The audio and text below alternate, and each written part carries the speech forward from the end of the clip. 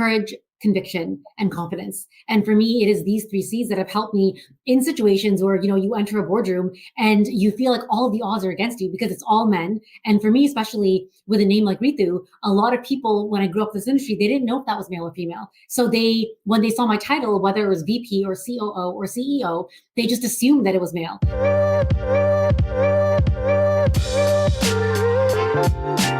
Welcome to the Freedom CEO podcast. It's about becoming the chief decision maker over your life in order to step into a life of freedom.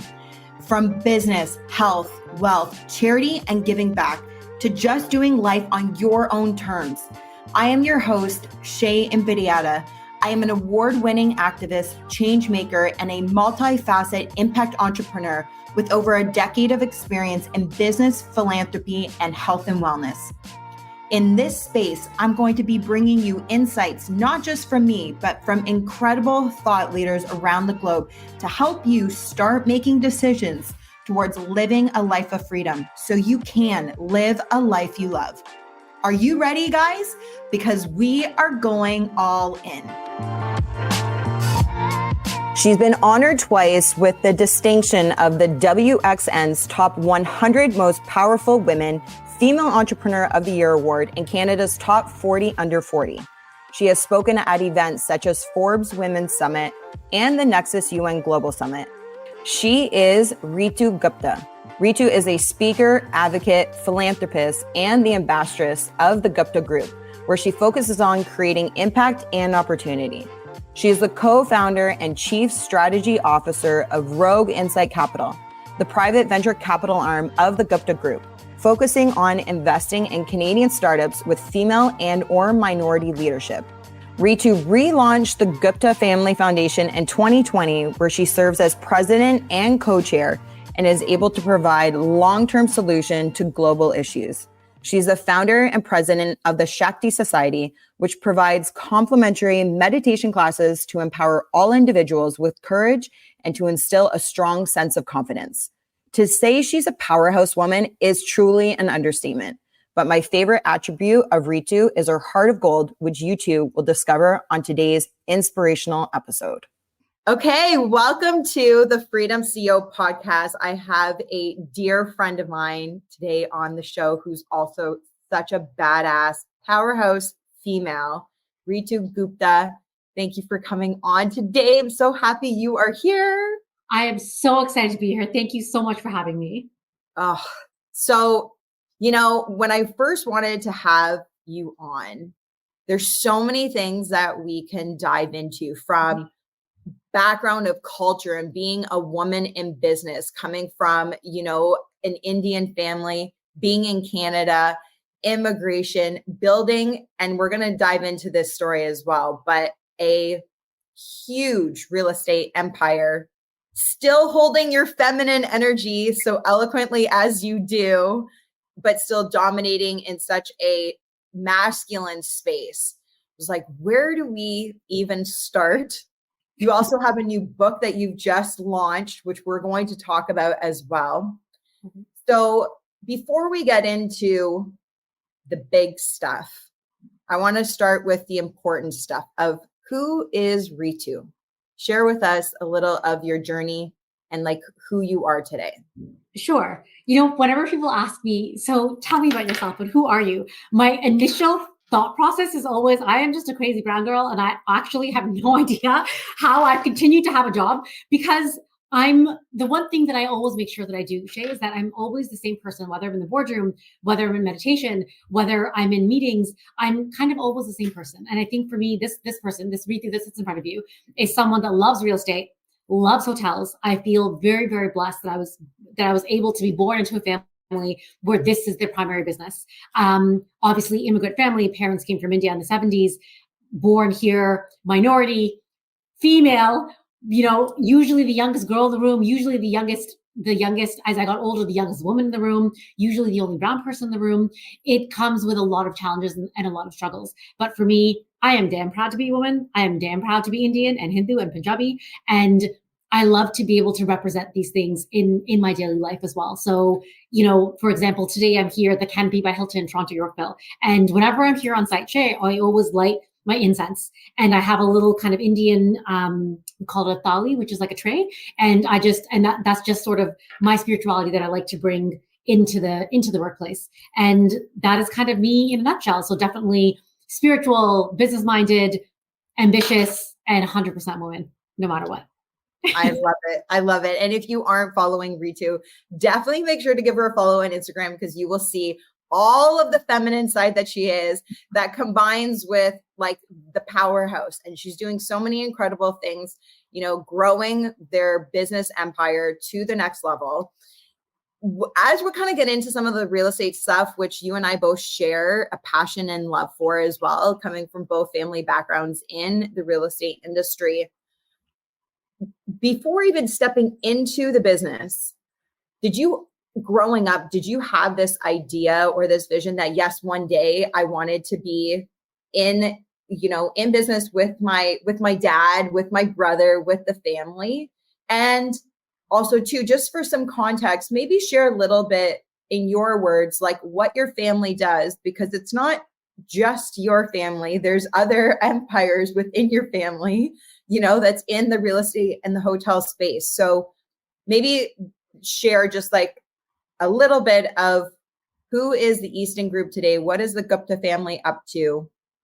And then we'll come back to like what your vision was when you were a little girl. Sure. Yeah.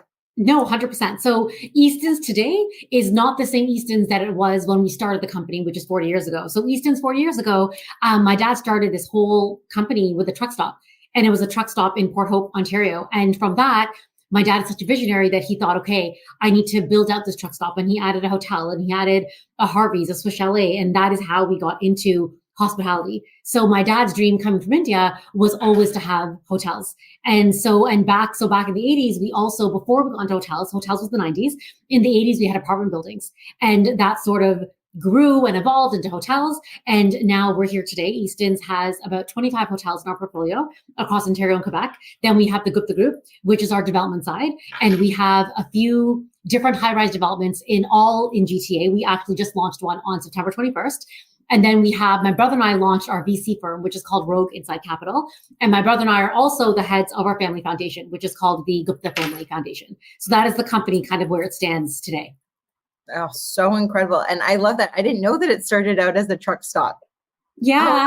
Oh, and just like the growth, this is like when you have vision and just continue to build. And so when you think of actually now like truck stop days, right? You would have been, well, you weren't even born yet when your dad first started that, but you grew up in this evolution of the business from truck stop to the restaurant industry and then adding in hotels. At what point did you see yourself wanting to get into the family business? It's so interesting because I always loved hotels, and my dad would always take me to construction sites. And Shay, I bet you have a similar story, okay? So for me, it is so geeky. This is the geekiest thing that I will ever share with you. Whenever we would go to construction sites, somehow it was usually around that time, they would be spreading tar for the roads, and they would be spreading tar for the parking lots and that type of thing. And until this day, the smell of tar gets me excited because I feel like there's a new hotel coming. It is the geekiest thing. And I'm sure you have similar stories growing up in the industry. So yeah. For me, yes, for sure. Right. So for me, I've always loved hotels and loved construction. My dad would take me to sites. I was really young. I don't even know how that was allowed, but I remember, going to construction sites and having to walk across these wooden planks because there's, gaping trenches beneath. And my dad just walks across. He had no fear. And I was so scared, but I loved the energy about it. Oddly though, being in school, my parents they didn't even give us business as an option. They told my siblings and I, doctor or lawyer. Those were our only two options. So as much as I love business, I didn't really decide that I was going to go into the business until high school, which doesn't make sense because every summer I was working at our family office. So it was just a strange kind of childhood. Yeah, no, but I love that. And then it's just, life happens the way that it's supposed to, and then you find your footing and you basically stepped in. And I actually don't even know this about you. So I'm going to ask this. Have you ever worked for somebody else? Yes, I did. Tell us about that. Oh my Lord. So it's obviously, I worked in the family company for so much of my life.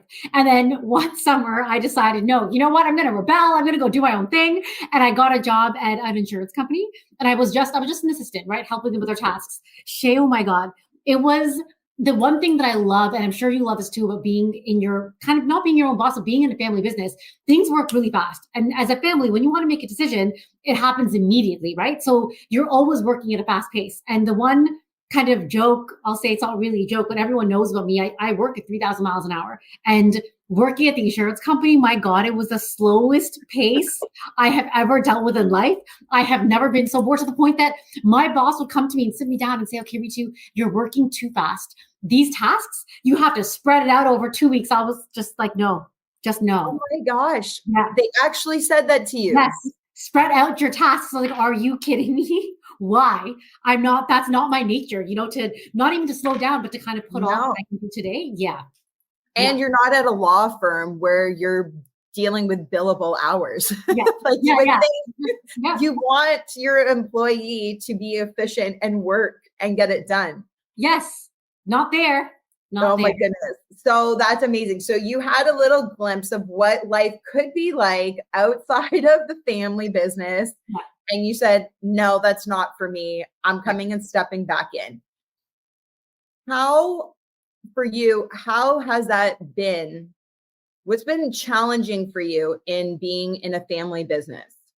Oh God. Also, we probably share a few of these. Yeah, exactly. Where should we start with that? So God. Okay, I'll start from the beginning, meaning when I was in university. So I graduated. I decided not to step out of the company because I did that this summer before I graduated and just said, this is not for me. So once I graduated, I was working with the company, but I didn't want to work at the head office with the rest of the family. I wanted to step out and work in the hotels.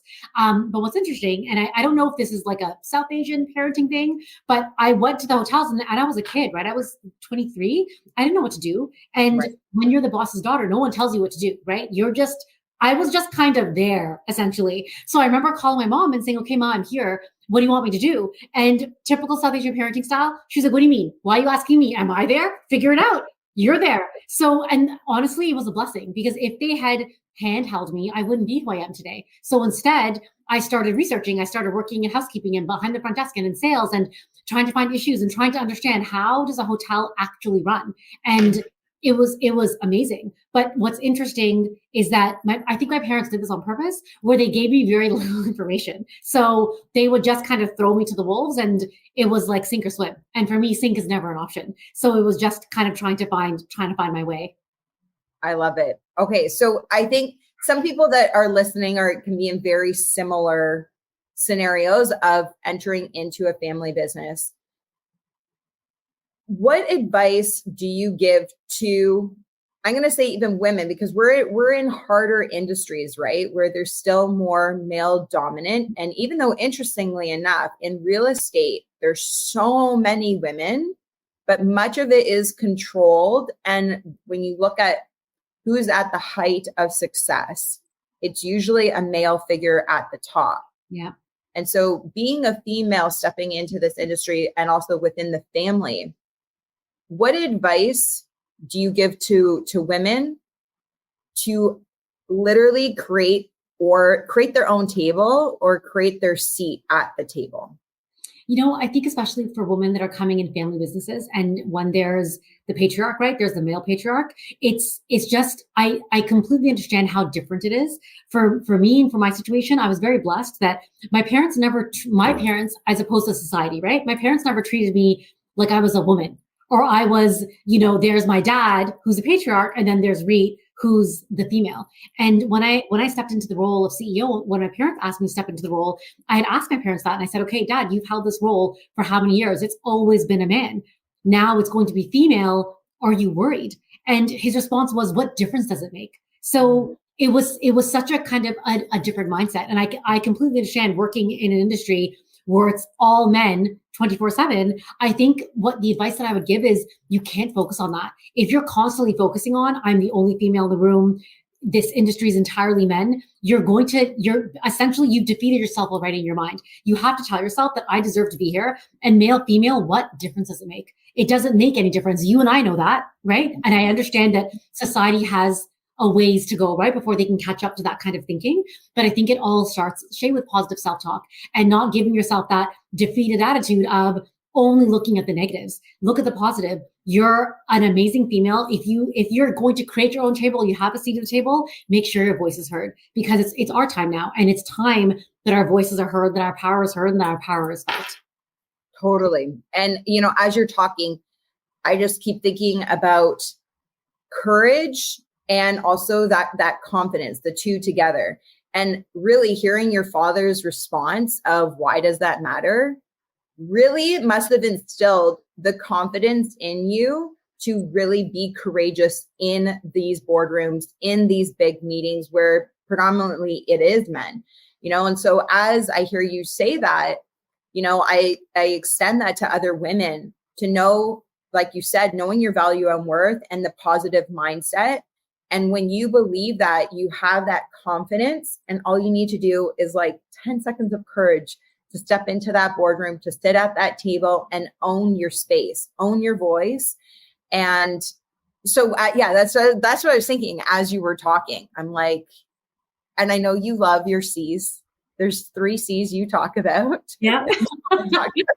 Yes, no, it's so beautiful that you were talking about courage and conviction, because for me, those 3 C's that is all written in my book is courage, conviction, and confidence. And for me, it is these 3 C's that have helped me in situations where, you enter a boardroom and you feel like all of the odds are against you because it's all men. And for me, especially with a name like Reetu, a lot of people, when I grew up in this industry, they didn't know if that was male or female. So when they saw my title, whether it was VP or COO or CEO, they just assumed that it was male. So when I walked into the room, they consistently assumed that I was my dad's assistant. And I would take a seat at the table and they would look at me and say, will your dad be joining us? And it was just, you really have to have a lot of patience as well to not, just to understand that, okay, all you have to do is teach them the right way. That is it. And not get angry and not get emotional and not get, in your feelings. For me, I've always put business first and said, okay, I have a goal that I want to accomplish here. And it is not going to be accomplished if I get super irritated at these men that are very narrow-minded, as much as it's so difficult to do sometimes.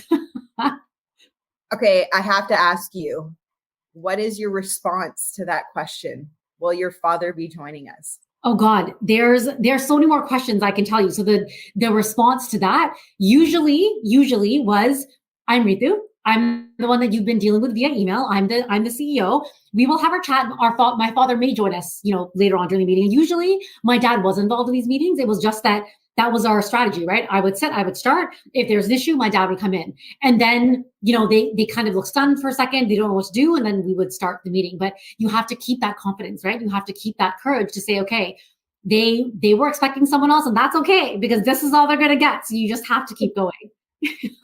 Totally. Oh man, I can only imagine how many conversations like this you've had over the years. I can only imagine how many conversations you've had. Oh, ridiculous. So many ridiculous stories, Shay. At one point, I was in a meeting and it was a real estate transaction. Okay. So it was with a company from overseas, and there's about 20 people in the boardroom. First of all, we'll say the middleman, because it was all men, he put me at the bloody end of the table. So not with my team, not with my dad and our CFO and the rest of the team, put me on the end of the table. There's literally tumbleweed. It was just at the end of the table. So again, for me, business first. I wasn't going to make a scene because I wanted this deal to go through. I'm watching the deal and I'm watching it happen, and I can see that it's not going the right way. So I stood up and I walked to the center of the table and I'm whispering to my dad, this is what we should do next. Shay, the dude, I'm going to say dude, next to my dad, doesn't work in our company. I didn't have a chair. He looks at me and pats his lap in front of everyone, motioning for me to sit in his lap because I didn't have a chair. Yeah. With your father standing there? With my father sitting next to him. Yep. And my CFO and yeah. It was disgusting. And, I'm from Scarborough, right? So the reactions that I wanted to have in that moment, definitely not professional. And I just said, don't do it. Don't do it. It is not worth it. I just stood up And I just looked at him and I said, no, thank you. And I went back to my seat at the end of the table. And at that point, they brought a chair and all that. And I was just like, nope, I'm going to go back and sit and breathe. This is a prime example of what would not happen if you were a man. 100%. Right? 100%. Like if you were a man, that would have never have happened. Nope. How many years ago was that, do you think? What year are we in? 9? We're in 2023. Yep. So about 9 years ago. Wow. I've also had people talk about marketing plan, Shay, and I'm telling them, you need to change it around. And somebody will say, well, if you want it to be sexy, tell Reetu to do it. I'm just like, what? Again, would you say that to a dude? Do you still have this in the workplace? Like, are you still experiencing things like this? Honestly, no. There's still the shock sometimes of people when they see, there's the head of the company and it's a female that walks into the room. I definitely see that. And if I can be honest, Shay, I'm finding that this whole, whatever you want to call it, this experience has changed. Now, suddenly, as I've grown in the company, I'm having people say to me, oh, either I have too much masculine energy, too much, or not enough masculine energy, or people will just start telling me what they think to my face. Like, I really thought you were going to be this like evil male type. What does that mean? Male type personality. Did I ask you? Yeah. No. But people just feel free to tell me their opinion all the time to my face. It is very strange. Very strange. I'm sure you must get this too. I thought you would be like this. Okay. Yeah. Honestly, I think that happens more so with my father. Okay. People, when they meet him, everything you kind of just said, they expect him to be unkind, unapproachable. And I mean, you've met my father, people meet him and they're like, wow, he's so kind, or he's so funny. Yeah. I think I don't get that as much. And I'm not saying you're not this, because who you are on social media is 100% who you are in person, like 100%. But I think if you are only interacting with Reetu behind email and then meeting you, I could see why that would be that way. But because I show up so much on social media, and you're upping your game these days, know, so, I think that'll help you, because for me, it's kind of like, that's how you were in social media. And so I see that's how you are. Whereas my dad, he's on social now, but for so long, that was never a part of the business strategy, right? Like for our fathers growing up. And so it was more, he would get that. People would be like, wow, he's so nice. Like, I thought he was going to be the opposite, and he's definitely nicer in business than I am. I say that all day long. I disagree. I have seen you in business and you're badass and still kind and still sweet and doing amazing things in the world.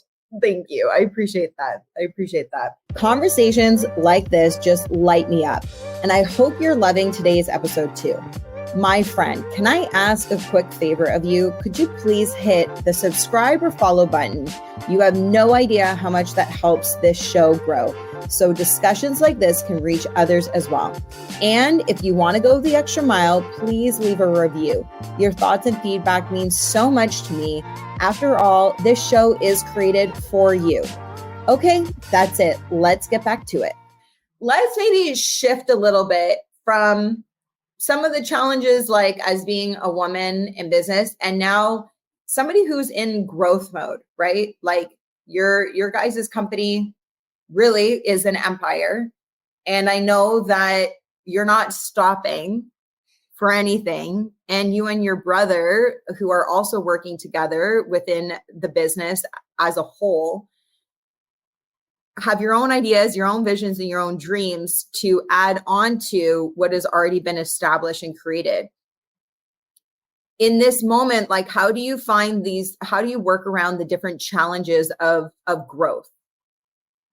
Oh, that's such a great question. It's interesting because there's also generational differences, right? So there's goals that I have. Suraj is my brother. We always share the same goals. And then there's goals that my parents have. So one of the main challenges is trying to bring all of these goals together and to make sure that it aligns with the overall family strategy. So that's definitely been been an interesting conversation. Just, okay, so where do you want the company to be in 20 years and 30 years? What do we want that to look like? And if we're going to go down that road, there are changes that we have to make now. So I think for me, in terms of growth, that's been one of the major challenges of making sure that the entire family is aligned with, okay, if we're going to shift our strategy and we're going to keep evolving the company, we want all the stakeholders to buy into it, right? And to understand that, okay, we all agree that this is the goal. So it's a little bit different. Whereas, 10, 15 years ago, our strategy was different. It's not that they were smaller strategies, but it was more so growth in terms of adding hotels to our portfolio. Perfect. Or now adding condos to the portfolio.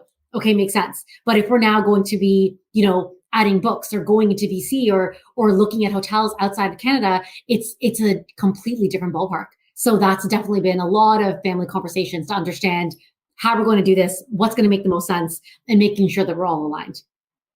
And how are you guys integrating technology and AI into your business right now? Oh, it's interesting. So in terms of tech, at the hotels, first of all, it's ever changing. So there's so many different ways that we're using tech at the hotels, whether you're looking at, digital menus, digital keys, all that kind of thing. And then on the real estate side, as you know, there's so many different ways using AI that you can design condo suites, or that you can even look at renderings, or you can now walk through a rendering of a condo suite or a building. So it's definitely really fascinating, the different ways that you can use it, especially as marketing tools. It's really fascinating. And when you think of like business in general, would you say, like, for entrepreneurs, would you say that there's a specific use for AI that you would advise or recommend that maybe they're missing to layer into their business? I think for entrepreneurs, it really depends on the industry. So for example, in the hotel business, if we're going to open new hotels, there are things and tools that we can use, which are AI for housekeeping. But for me right now, that would, not only does that take away, human labor, which I don't want to do, but I feel like it's so new that you also don't know, is it going to clean correctly? Are there going to be any deficiencies? And I don't want to take that risk. So I would suggest with any entrepreneur, if you're going down the AI route, make sure that it's tried, tested, and true, because I think a lot of people assume if it's AI, it's perfect. It's not perfect. You need to make sure that you're still able to achieve your goals because I think entrepreneurs are all the same, right? We're all type A. You all want things done a certain way. So I would just say, whatever industry you're in and whether it's, a marketing thing or a financial thing, just make sure that you've tested it and that the results are what you want it to be. Mm-hmm. I love it. I love that. Reetu, let's talk about your book. Okay. You've got a book that I can't say the name. It's not that I can't say the name. It's a tongue twister for me. It's Auspicious. You got it. Yes, you said it perfectly. Auspicious. Okay. You say it way more eloquently than me. So let's dive in. It's now available online. We're going to put everything in the show link. So make sure that wherever you're tuning in from, the link is going to be in this episode. So make sure you go grab the book. Make sure you're following Reetu on social media as well. And I know she shows up in her DMs, so you can connect with her there. But let's talk about your book. What is it about? Why did you create this? Yes, no, 100%. I'm so excited. Thank you so much. So I teach meditation. I've taught meditation since 2013, I want to say. And I would always teach for free. So I would just teach for free every Sunday at one of my hotels. And the reason I taught for free was I have found that meditation has been life-changing for me. And it has given me a state of peace and a state of clarity that I felt if I've been given this beautiful kind of gift in life, I want to be able to teach others and also give them this gift. So Shay, every time I would teach, I'm very old school, I would kind of take handwritten notes of, okay, what is the lesson that I want to give these students today? And mind you, my classes started with maybe 6 people. It grew after all these years naturally to, 20, 50 people, which was amazing. But every time I hand wrote these notes, I kept thinking this needs to be a book and I want to make this into a book. So last year, that was my goal, to transcribe all of my handwritten notes from 2014 and put it into a book. So for me, what I hope with the book is about not just, honestly, I wouldn't say it's a book about spirituality. I think you'll find it in the spiritual and the spirituality sections in bookstores. But for me, it's more so about living life as your authentic self. And it's about living life with happiness and living life with love. And how do you do that? So for me, that is what the book is about. And I just really, truly hope that anybody that decides to read it or to pick it up, they just feel inspired in whichever way, because I feel inspiration is very personal. inspired in whichever way is the most meaningful for them. That's really truly what I hope. I love that. Well, I can't wait to read it. I got to get a signed copy from you. I will give it to you anytime. I cannot wait to read it. And there's so many, I know there's going to be so many powerful gifts and lessons and tools within your book. You talk about authentic expression or being your authentic self. And I want to know what that means for you, because today I feel like that term is thrown around so loosely that it's almost like a catchphrase. So share with us, like, what does that mean for Reetu? I completely agree with you. And when I was writing about being authentic self, and I was speaking to a publisher about this, and she was also using the word authentic. And I felt the same. I felt that everybody is saying this, but what does it mean? Because I feel like this word and this term and this catchphrase, as you say, it means something different for everyone. And for me, the reason why I wrote this book and the reason why I'm centering on being yourself is it's a question that I'm asked quite a bit is, Ritu, how do you bring spirituality into workplace? How is it that, I meet you in the boardroom and you're the same person when you're at a dinner table? Why is that? And I think for me, I really embraced who I am, and I don't like to change myself based on the people that I'm with. And I think that really takes, in the end of the day, for me, Shay, it just takes a lot of self-love. And that is what, for me, being authentic really is. It's about loving yourself as you are and loving who you identify with, who you identify as, and loving all of that. It doesn't matter what society says about you, whether, you're a CEO and you need to be a male, throw all of that out the window. Whoever you are, the reason for this book is stand true in who you are, and the world will follow, because I find that the people that are the truest to themselves, not only are they the happiest, but they become sort of the beacons in society, right? People look at them and say, you know what? Why is he, she, they, why are they so happy? And when you ask them, it's because they've just accepted themselves and they're not kind of trying to conform to what society is telling them to be. So that is really, truly what I hope people will get from being authentic. I hope that's what they get from it. Totally. And there's so much freedom in that, right? And that's like when we talk about people being unhappy versus unhappy. And when you can actually own who you are and love who you are, that is so freeing, because you get to throw off the weight of the opinions of other people. You just go, well, this is who I am. If you don't like it, like, you don't have to be here. You don't have to kick it around here, right? Like, there's 8 other billion people on the planet. Like, go somewhere else. 100%. So talk to me about, because I think even like for other people, they have, most of us, right? We have our beliefs. We have, whether you're even agnostic and you might just acknowledge that there is a force out there, there's something greater than you and I that created all of this or is holding all of this together. But weaving that into business, what encouragement or maybe even some tactical advice that you would give around that? Like, how much is too much within the business? You mentioned you bring it into the boardroom. So obviously you are bringing it in.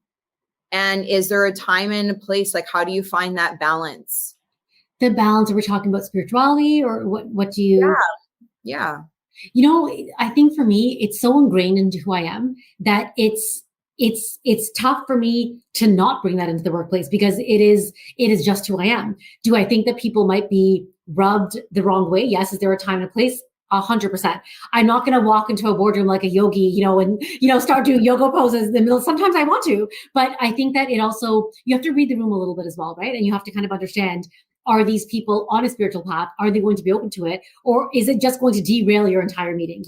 A few weeks ago, I was doing a really, really big strategy meeting, and I wanted to kind of change the energy and make everybody calm before we started, because I know everyone was a little bit nervous. It was a big kind of big topic item we were discussing. So I put on this really beautiful flute music while people were having breakfast, and I lit an incense, and I really wondered how people would react. Would they be turned off? Would they be irritated? But it worked. And everybody just said, wow, you really created a different energy. And our strategy session went really well. However, If I was in a different type of meeting, I wouldn't go down that road, because you also have to know your audience, right? You have to understand what is your intention. If your intention is purely business, it might not be the best thing to light an incense and put it in the middle of the table. You can, it might be a conversation starter, but I definitely think you have to read the room and really know your audience before you bring up certain topics. It's like politics, right? You can't talk politics with everyone. So spirituality is the same way. For me, I live and breathe it. It is who I am, and that will not change. I'm definitely just, I read the room and I see people are going to be open to it, then I'll have that discussion. And I think it also goes, hand in hand to when you are showing up as your authentic self, you are embodying that regardless, all the time, regardless of what type of boardroom you show up in. Yeah. That is how you are. And if you're owning that piece, that's naturally what exudes without even using words, right? Like, you usually don't need to use words. I agree. I feel like it's when it's a part of who you are, it's a part of your heart and your soul. You won't, it's one of those things where it'll just resonate off of you. And it's not even something that you can hide, right? Nor am I trying to hide it. It's just something, it's an energy, absolutely, that just kind of resonates off of you, for sure. Totally. Okay. So I want to ask you, there's so many, you're managing huge things. We've talked about you going not just a mile a minute, but like 3,000 miles a minute, not slowing down. I want to ask first, like, how do you structure your day to make sure that what Reetu needs is taken care of? Or like, where do you find that time for doing something like yoga? You mentioned meditation as well. Walk me through the discipline of your day. Absolutely. I love the word discipline, because I feel that people shy away from that word. They shy away from being disciplined. I think it has a lot of negative connotations. And I think, our generation too, the people that were disciplined, they weren't cool. It was such a weird thing. Our generation was so weird the way we grew up. And I think that discipline is a beautiful thing. And it's nothing to be ashamed of or shy away from. So for me, I'm vegan. I don't drink. I wake up at between 5 and 5:30, and that's when I do my meditation. The reason why I wake up that early is because I like to do my meditation when the world is asleep. Because the second people start waking up and you get the emails, and your mind will immediately go to work. So I start my day with meditation, with my gym, and then I can kind of start my actual work day. And that discipline for me is very, very important. Also, you mentioned yoga. I think everyone has a way where they can kind of de-stress. I also do ballroom dance, and I will try to make a point at least once a week to be able to go and do that. And I think something, Shay, that people forget, and especially women, because as women, we play so many roles in life for so many people. You might be a mother, a sister, an aunt, a cousin, there's so many different things. You might be a CEO, you're a colleague, you're a boss. We're always trying to manage all these roles for other people that we forget about managing the role of self-love. And I think that it's important every day in your calendar, even if it's 5 minutes, 10 minutes, to do something for yourself. Maybe it's watching a Netflix show. Maybe it's picking up a book. It could anything, but you need to have a little bit of time where you say, this is my 15 minutes or my half an hour or my hour that is just for me. Whether it's meditation or you go for a walk, it is so, so important. Totally. And like unplugging, not on your device, scrolling. Yeah. Something that really actually serves your higher self and helps to raise your vibration, raise your frequency, Absolutely. Yeah, I agree. So there's this trend these days, which maybe you've heard, maybe you haven't, around being sober curious. And I've seen on Instagram, it's actually amongst the younger generation, that there's like a new kind of movement or wave amongst young people that they consume the least amount of alcohol kind of in history so far. Like there's the most non-alcoholic beverages that we're seeing coming onto the market over the past few years. And I'm sure you probably have noticed this more than I have, where you go into bars and restaurants and there's like a whole mocktail section on the menu. Whereas before it would be like, I don't drink alcohol. What could you make for me? I'll just have water. Even at Christmas time in Toronto, like they have all the Christmas drinks and there's like supporting people who are the DDs. And so they create like all those Christmas drinks that are mocktails. And so there's new term around sober curious. And you mentioned that you don't drink. Has that always been that way for you? Sober curious is the funniest term I've heard all day. And I love that you knew that I would not have heard about this. This is the funniest thing to me. And I think it's a beautiful thing. The word is just hilarious. No, so you know what's funny? When you say to someone, I used to drink, you sound like there was a problem. There was no problem. Sure. Yes, yeah. Yes, I did used to drink. But honestly, the more that I started meditating, so this was maybe 2010, 2011, the more that I got into meditation, my body just didn't want it. It was, and I was already vegetarian at this point. And then my body just kind of became vegan because there was anything that was animal product, alcohol, whatever it was, I couldn't put it into my body anymore. My body was just kind of rejecting it. And my soul wanted to be free of all of these things. And so for me, I enjoy life as it is. I don't need these substances to give myself a good time. And I understand that the majority of people, they want alcohol to give themselves a good time. And I don't condone it. I don't look down on it at all. For me, you have to enjoy life. Whether that means you're eating meat or you're drinking or whatever you're doing, you have to enjoy life. With these things, I only would suggest just do it in moderation, right? So you're not throwing up, daily. Be careful and be mindful and do it in moderation. But I think what's important is that you enjoy life. It definitely makes me happy though to hear that there's people that are trying to explore life without it, because personally, I don't need it. And there's definitely a way to live without it for sure. Well, and it's still just even from the health standpoint, it still is a toxin, right? That is going into your body. And I think a lot of us forget that. And I mean, I'm Italian, so I'm I love my wine, but I actually just came off of not having anything to drink for 3 weeks. And, then I'll have a few drinks, which I did this past weekend. And while I was out in Calgary, and now I'm back here, and I finished a glass of wine with my mom last night. And I was and then that's it. I probably won't drink for another few weeks, although I am seeing you at an event tomorrow night. Yes. Maybe I might have a cocktail there. But I think the importance is with anything in life, right? If you need it and you can't turn that switch off, that becomes an issue, but understanding also the health impact that it has. But what I wanted to ask you about, if you've heard of this, you can hashtag it, #SoberCurious, and you'll see all kinds of different influencers and millennials and younger who are going, I can accomplish more the clearer I am, which is true with anything. And from a business standpoint, so much of the social networking, so much of the deal signing, right? And negotiations, usually post negotiations, happen around alcohol. Has that ever been a problem or a setback? Not a problem, but have you ever found that that's been a disadvantage for your position in business?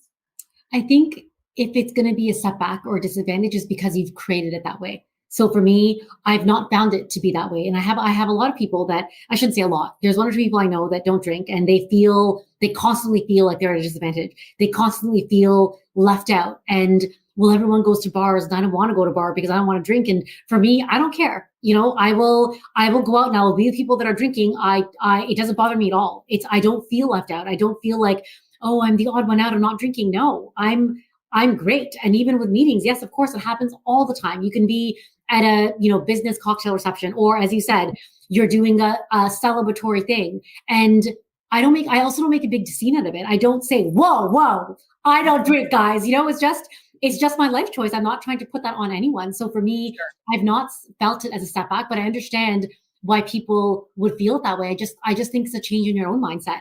If you look at it as something negative, it'll be something negative and it'll follow you around all night. But for me, I don't look at it as a negative. This is how I would like to be. And I want to be up at 5 a.m. and meditate the next morning. So it's not, I've not looked at it as a setback, but yes, Shay, 100%. A lot of people have asked me, but then what do you do? And when you go out, what do you do? What do you mean, what do I do? There's more things to do than drink. Totally. Yeah, I don't have to just sit and drink, guys. There's other things in life to do for sure. And I mean, yes, sometimes the alcohol social setting can bring you together, Yeah. But like you said, it's not like you have to have alcohol. And one thing that I do, especially like when I'm fasting, and I'm sure you can share this, I don't announce to people that I'm fasting. I'm not fasting because I want somebody to pat me on the back. Sometimes it's for spiritual reasons I fast, and other times it's actually for health reasons that I'm fasting, you know, to cleanse my cells, do a reboot, whatever it is.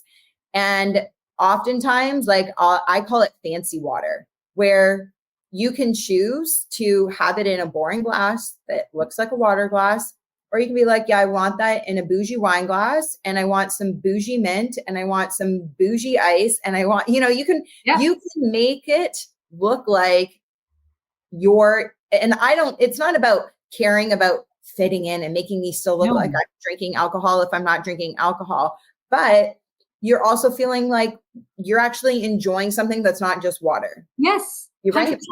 100%. I think for me, it's sometimes I'll do, so you mentioned that there's a lot of companies now, right? They're doing mocktails. I've definitely noticed that, which is really cool for me to see that there's, you know, a whole movement around, okay, well, there are people that don't drink a lot, and let's give them something to drink. So as you said, when you go to these restaurants and bars, you're not just drinking ginger ale or water, or for me, I'll do cheers with a mug of tea, you know, but it's more fun, exactly as you're saying, to have a cool cocktail. Here at the Canopy at Hilton, we have a restaurant called Dia, and I made sure that we had mocktails for people like me that don't drink. And they're amazing, by the way. You have to come and try it. I know you've tried a few. They're amazing. So I love that. And I think that I love that there's a sober, curious movement, because I think then more restaurants will come on board and say, okay, we have a whole list of mocktails for you. And, you know, you can still have fun and drink with everyone and not feel like you're just drinking water, right? Totally. Yep. Okay, Reet, tell me, Reet is her nickname. Yes, I was going to say, very few people call me that. It's only the ones that love me the most, and it's just so cute hearing it from you. They do. So, and then I'm like, maybe everybody else doesn't know that. So I know you're always got something on the go, and you're always dreaming about achieving the next, not in a negative way. I know you're present in what you're doing, but you're a thriver. So it's like you're moving forward. What is the next evolution for yourself? What are you working on right now? What you can tell us about? Yeah. I'm like thinking, well, stuff that I can tell you about. Yeah. There's definitely something really, really exciting, which I'll tell you about tomorrow. But I don't think I can say here. Super freaky exciting and one of a dream for sure. But the other thing that I can talk about is expanding our company into the US and, you know, looking at hotels across the border, which is fantastic. There's you know, cities like San Diego that I've always loved, and or you know, other countries. That's kind of what we're looking at now. So that's definitely going to be the next evolution, I would say, as you said. Let me ask you too, you know, as we kind of talked about it a little bit before, I think around the family dynamic with like your dad and even like your brother, and you have such a good relationship with your brother in business. What are some of your secrets for that? Because it's not always smooth sailing. Like, obviously, it's still family dynamics, never mind human dynamics. But for you, like what have been some guiding principles for yourself that might even be good for me since I have a brother? 100%. The first thing I think, and I know you'll relate to this, Shay, the first thing is that you can't take things personally.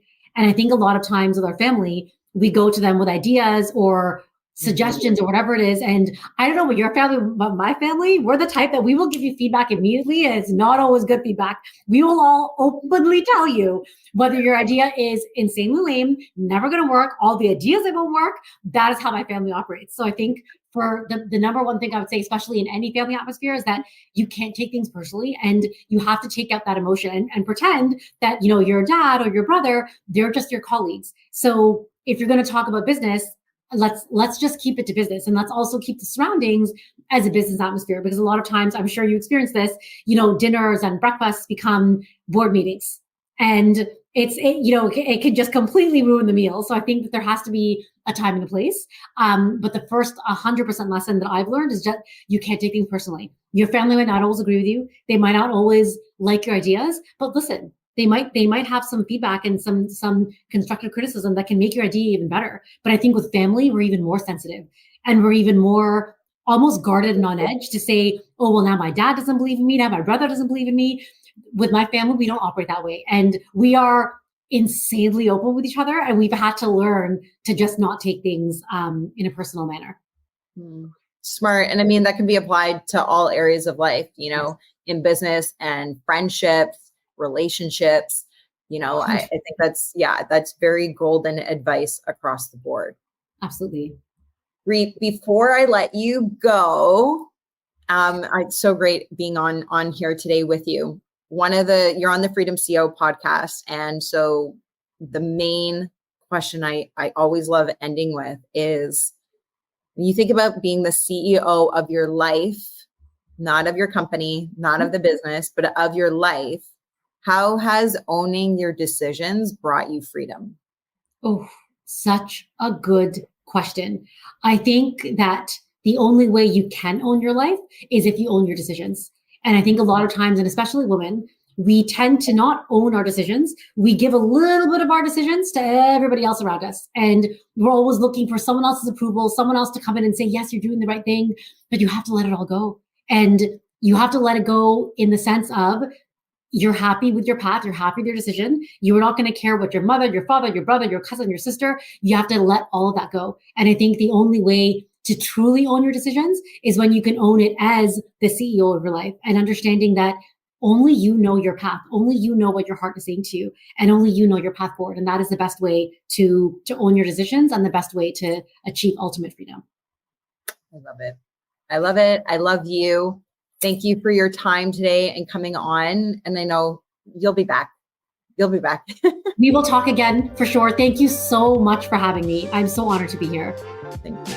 Thanks for tuning into the Freedom CEO podcast. If you got value out of today's show, I would love for you to leave a review, as it will help my show reach other people as well.